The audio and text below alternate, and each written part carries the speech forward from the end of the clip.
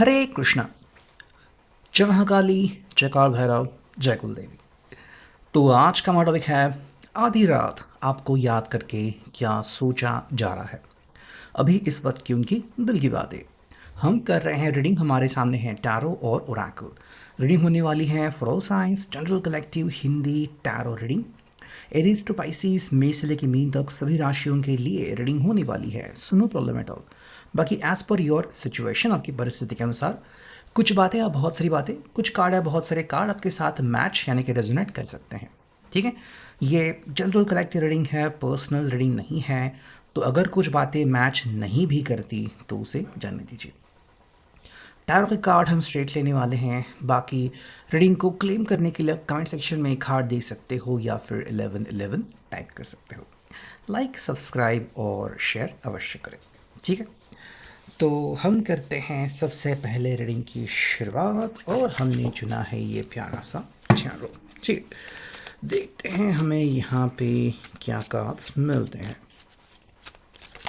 आधी रात आपको याद करके क्या सोचा जा रहा है। हमें एक दो कार्ड मिले हैं, ठीक है, जो मैं यहाँ पे रखता हूँ और देखते हैं हमें क्या कार्ड्स मिलते हैं। ठीक है, ओके, चलो 4 कार्ड हमें मिल चुके हैं एंड ये रहा 5वां कार्ड।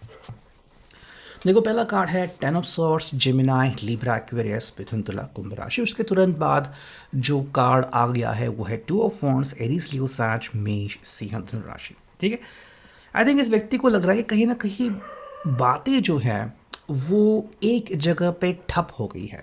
ठीक है, यानी कि मे बी आपको भी लग रहा है कि हाँ, मे बी शायद आपको एक्सप्लेनेशन देने की ज़रूरत है या फिर इस व्यक्ति को आपको एक्सप्लेनेशन देने की ज़रूरत है। यानी कि या तो आप इनको समझाओ या तो ये आपको समझाए। ठीक है, कहीं ना कहीं बातचीत जो है वो रुक सी गई है। शायद हम यहाँ पे स्पेसिफिकली घमंड ये शब्द नहीं यूज़ कर सकते, बट मे बी किसी को लग रहा है कि शायद इसका कोई फ़ायदा नहीं है। ठीक है, आई थिंक ये पर्सन भी कुछ बातें आपके साथ शेयर करते आ चुका है एंड उसको लग रहा है कि मे बी मैंने बहुत कोशिश की लेकिन आपको वो बात पच नहीं रही है या फिर वो बात डाइजेस्ट नहीं हो रही है, वो बात एक्सेप्ट नहीं हो रही। और आई थिंक आप भी उनको कह रहे हो कि भी मैं भी एक्चुअली में जितनी कोशिश कर रही हूँ या फिर कर रहा हूँ वो सही है, 100% है, लेकिन इसके ऊपर अगर तुम्हें भरोसा नहीं करना तो मैं क्या करूँ। यहाँ पे हम स्पेसिफिकली आप दोनों की बंदिशें या लिमिटेशंस कह सकते हैं। ठीक है, यानी कि भाई अगर ये पर्सन अपनी तरफ से कोशिश भी करता है तो शायद इसको मुंह की खानी पड़ रही है, ये इसके आगे नहीं बढ़ पा रहा है। ठीक है, तो हाँ, कुछ इश्यूज तो है जिसके बारे में इस पर्सन ने और आपने सोचने की ज़रूरत है। But at the same time ये पर्सन को लग रहा है कि क्या यही वो बातें हैं या जज्बात है जिसके बारे में आप दोनों ने फिक्र करने की ज़रूरत है।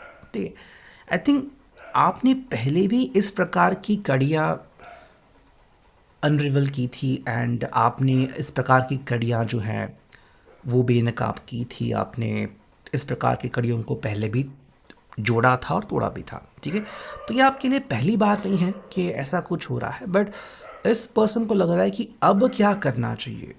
ठीक है, अब उसका जो समाधान या सॉल्यूशन है वो हमें सेकंड कार्ड में मिल रहा है जो कि है 2 ऑफ वॉन्ड्स। देखो, इस व्यक्ति को लग रहा है कि जो समाधान है वो इसी बात में है कि तुम मेरे ऊपर भरोसा करो और मैं तुम्हारे ऊपर भरोसा करते जाऊंगा। ठीक है, अगर आप इस बात को समझते हो कि अगर आप इस बात से वाकिफ़ हो कि हाँ, दोनों का दिल एक दूजे के लिए धड़कता है। ठीक है, दोनों के दिल में प्यार है, उत्साह है, जज्बात है, तो फिर आप एक दूजे से बिल्कुल भी मूव मोड़ नहीं सकते। ठीक है, एंड यही बात है जो ये पर्सन आपसे कहना चाह रहा है कि इस पर्सन को मान लो आपकी आदत सी हो गई है। ये पर्सन आपको किसी भी प्रकार से भूल नहीं सकता या आपसे मुंह मोड़ नहीं सकता। इस पर्सन के मन में आपके प्रति जो राय है वो कायम रहेगी कि आपको पसंद करता है और आप वो पर्सन हो जो इसके दिल में फूल खिलाते हैं। ठीक है, हाँ, छोटी मोटी बहस चलती रहती है, इससे कोई बड़ी बात नहीं होती। अगर आपने कुछ ऐसा देखा है कि मे बी आप दोनों के बीच थोड़ा झगड़ा हुआ और आपको लगा कि अब शायद आप बातचीत नहीं करोगे, तो ये बस उस बात की वजह से हुआ। ठीक है, जिस भी कारण की वजह से आपने बातें बंद कर दी हैं या फिर जिस भी कारण से वजह से आपको दुख पहुंचा है, आपको ठेस पहुंची है, वो अभी का कारण है। ठीक है, कुछ समय बाद उस कारण को आपके दिमाग से या दिल से निकल जाना होगा। ठीक है, अब या तो ये परिस्थिति खुद करेगी या तो फिर आप खुद अपने आप को माफ़ करो कि चलो ठीक है भाई, वो चीज़ हो गई, अब मुझे उससे आगे बढ़ना है। ठीक है, देखो यहाँ पे eight of pentacles, Taurus, Virgo, Capricorn, यहाँ पे इस व्यक्ति को लग रहा है कि भाई हम जो ज़िंदगी में अपना सकते हैं या फिर जिस चीज़ को, जिस रास्ते को हम पहचान सकते हैं, वो ये है कि भाई हमें हमारा काम करते रहना है। ठीक है, यानी कि भाई जैसे अगर आप एक दूसरे को जानते हो और आपने ये कहा था कि हाँ मैं तुमसे प्यार करता रहूँगा, तो आप दोनों को बस वही करना चाहिए। ठीक है, देखो हम दूसरे व्यक्ति को वो क्या करेगा क्या नहीं करेगा, काश वो ऐसे करता वगैरह, ये हम सिर्फ सोच सकते हैं, लेकिन उसकी तरफ से ये एक्शन हम नहीं ले सकते। ठीक है, ये फ्रीडम, ये स्वातंत्र्य उस व्यक्ति को है कि वो जैसे चाहे वैसे ज़िंदगी जी सकता है। यानी कि मान लो अगर कोई ऐसा भी व्यक्ति है जो किसी से सच्चा प्यार करता है, तो ऐसा भी व्यक्ति हो सकता है जो सिर्फ दिखावा कर रहा है। ठीक है, तो इससे जो 100% प्यार कर रहा है या फिर सच्चा प्यार कर रहा है, उसके प्यार के ऊपर कोई लांछन नहीं लगता। हाँ, उसको दर्द पहुंच सकता है, उसको ठेस पहुंच सकती है, लेकिन वो दूर की बात है। अगर आप जाके उससे कहोगे भी कि भाई कोई है जो तुमसे प्यार नहीं करता या फिर तुमसे बस षड्यंत्र खेल रहा है, ये पर्सन शायद आपकी बात नहीं सुनेगा। और अगर वो ज़िंदगी में ऐसे पल देखता भी है तो वो खुद से ही डर जाएगा, दर्द में रहेगा, लेकिन फिर खुद ही उससे उस चीज़ से लड़ना पड़ेगा। ठीक है, हमें जो यहाँ पे कार्ड मिला है वो है द हायरॉफेंट यानी कि टॉरस। ठीक है, इस पर्सन का कहना है कि हमें हमारे ऊपर विश्वास रखना है। ठीक है, ना तो ये पर्सन जज्बाती बन के आपका फ़ायदा उठाने वाले हैं, ना तो आप इनका फ़ायदा उठाने वाले हो। ठीक है, इस व्यक्ति को सच में कोई ऐसा व्यक्ति चाहिए था जो इनके साथ कनेक्ट हो जाए और ज़िंदगी में इनका साथ फिर दोबारा कभी मत छोड़े। डेफिनेटली अगर ये पर्सन अपनी ज़िंदगी में एक ऐसा भरोसेमंद साथी चाहता है, तो भरोसेमंद की पहचान तभी होती है जब हम बहुत सारे टाइप के, बहुत सारे प्रकार के जो चैलेंजेस हैं उसको हैंडल करें। तो हाँ, ये भी एक प्रकार का चैलेंज है।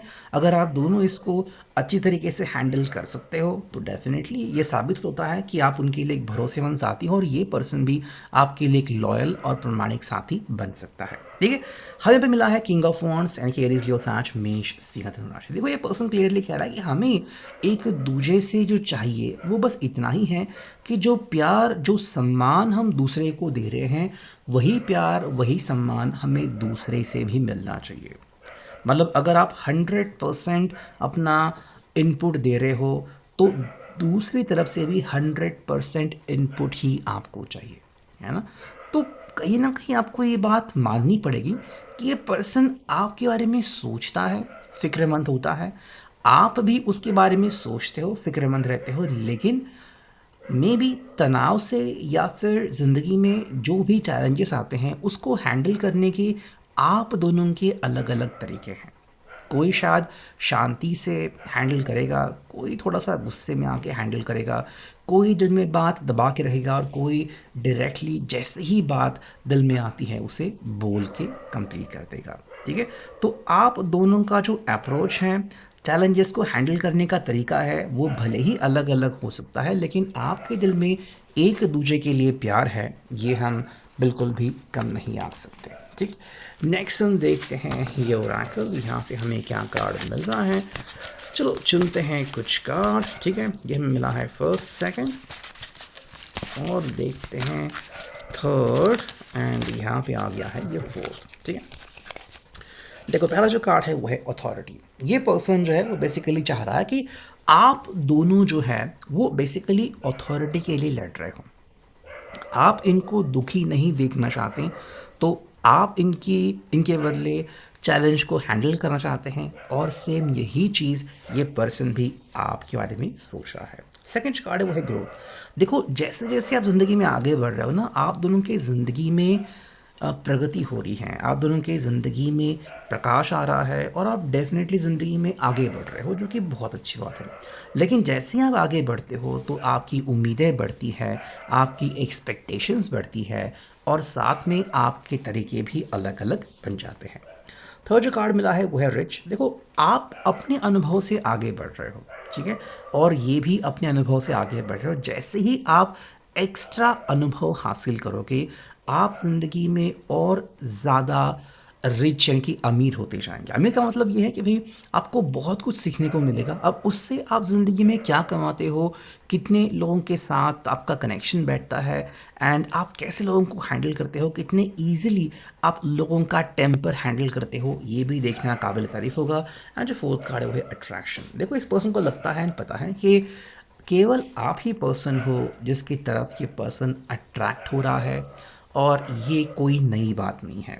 आप में डेफिनेटली वो बात है जो इनको अट्रैक्ट करती हैं, और इनमें डेफिनेटली वो बात है जो आपको अट्रैक्ट करती हैं। So it's like made for each other, और ये पर्सन इस बात से बखूबी रूबरू है। ठीक है, तो ये है अभी की reading. I hope it will resonate. Thank you.